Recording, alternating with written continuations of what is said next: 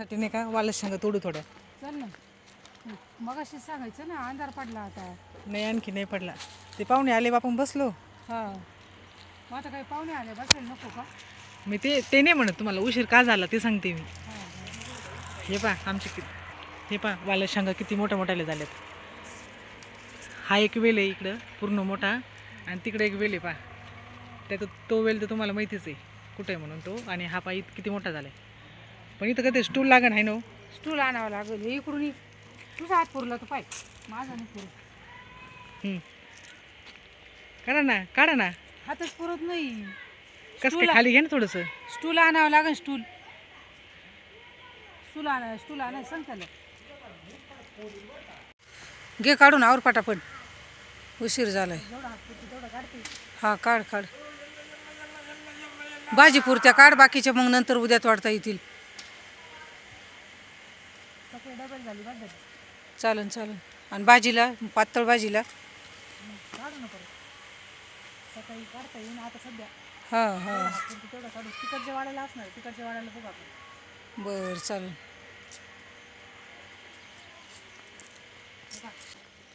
हे पाहिजे वांगे याला फवारा पाहिजे नो.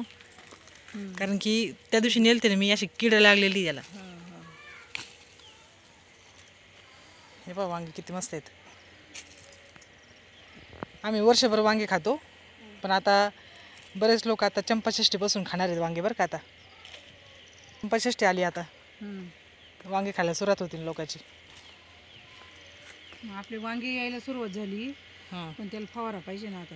मग फवारा मारलाच पाहिजे माहिती का. लई कीड आहे त्याला. त्या दिवशी मी 2-3 काढून टाकले. वाटलं होतं ती ना. कीड तर आहेच आहे. मग आणि बिगर फवाराचं आज काय काहीच भेटत नाही. काही येतच नाही. हे पहा वांगे भरपूर आहेत. आणखी काढायचे आहेत का.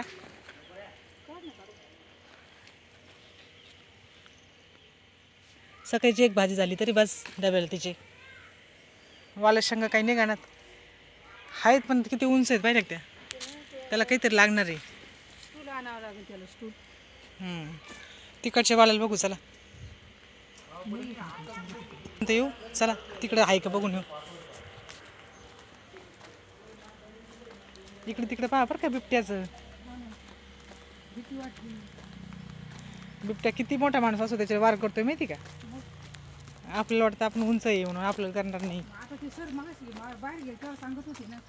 त्यांनी जागरण गोंधळ झाला या लग्नामुळं. ते म्हणे म्हणजे ज्या मळ्या काळांमधलं कुणी आलंच नाही म्हणे. हा का बिबट्यामुळं. जागरण गोंधळाच्या आदल्या दिवशी बऱ्याच जणांना वाट दिसली.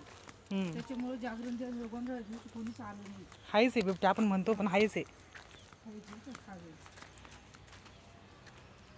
ना आता उद्या तोडू बरं का आपण. आता नको सकाळी मग सकाळी तोडू. सकाळी मोठ्या होत्या का रात्रीतून.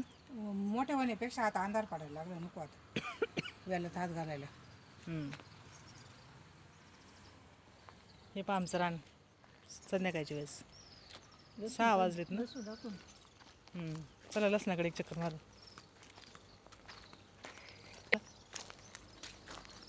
हे पहा लसूण किती मोठा झालाय. कोथिंबीर लसणात भाजी मेथीची भाजी. कोथिंबीर आणखी बारीक घ्या. लहान आहे अजून. अबे कोथिंबीर लावले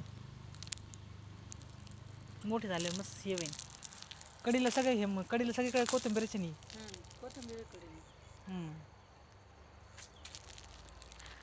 वाघ लपण्याचा जागा हवा तिकडेही.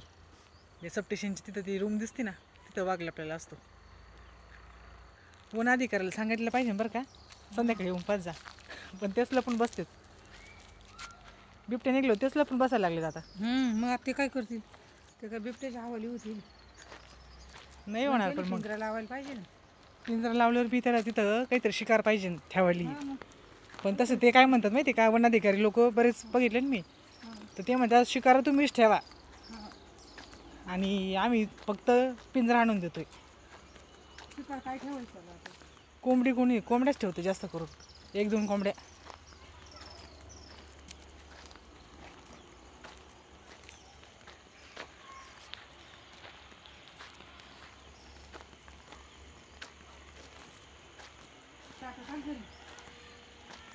जाऊ ना. घर किती लांब आहे. जरी बिबटे आले तर आपण पळत जाऊ लगेच.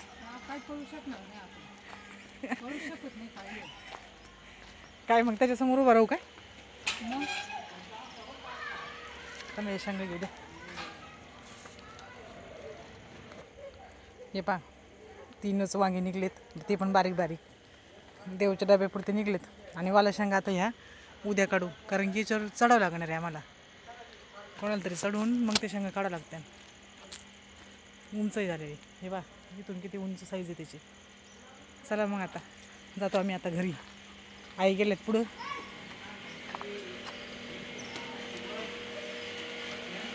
देवा काय खेळ राहिला आता?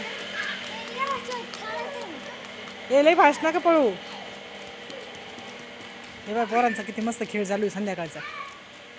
शाळेतून आल्यावर मस्त एन्जॉय करतात ते.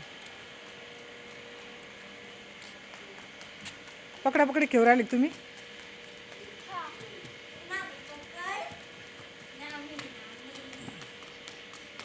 बास बास करा आता चला.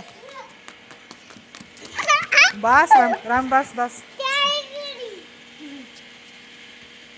जाऊ नको.